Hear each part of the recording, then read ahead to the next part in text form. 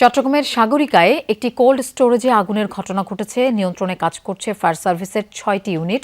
সেখানে আছেন আমাদের সহকর্মী জোবায়েদ ইবনে শাহাদাত। আমরা তার কাছে যাচ্ছি। জোবায়েদ, আগুন নিয়ন্ত্রণে আনা গেল কিনা, কখন কিভাবে লাগলো আগুন?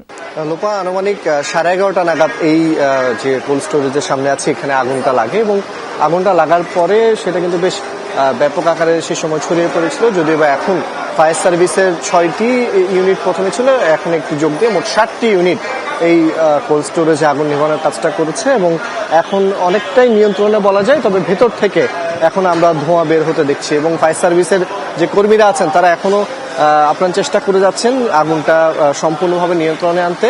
তবে যেহেতু কোল্ড স্টোরেজের ভিতরে কিছু মালামাল আছে, সেই মালামাল থেকে আগুনটা ছড়িয়ে পড়ছে কিনা সেটা তাদের কাছে একটু এখনো তদারকি করার বিষয় আছে, এমনটা তারা বলছেন। পাশাপাশি ফায়ার সার্ভিসের কর্মীরা বলছেন যে তারা আগুনের ঘটনার খবর পাওয়া মাত্রই তারা এই জায়গায় চলে আসেন এবং সেই জায়গা থেকে তারা তাদের যে ইউনিটগুলো আছে সেগুলো নিয়ে আগুন নেভাতে সে সময় থেকে কাজে লেগে পড়েন।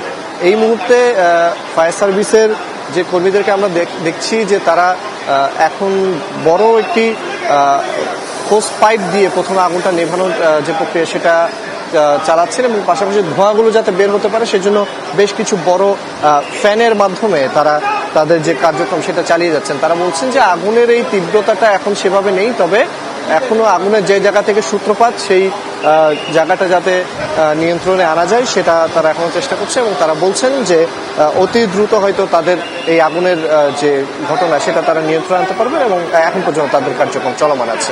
জোবায়েদ, আপনাকে ধন্যবাদ আমাদের সাথে যোগ দেওয়ার জন্য।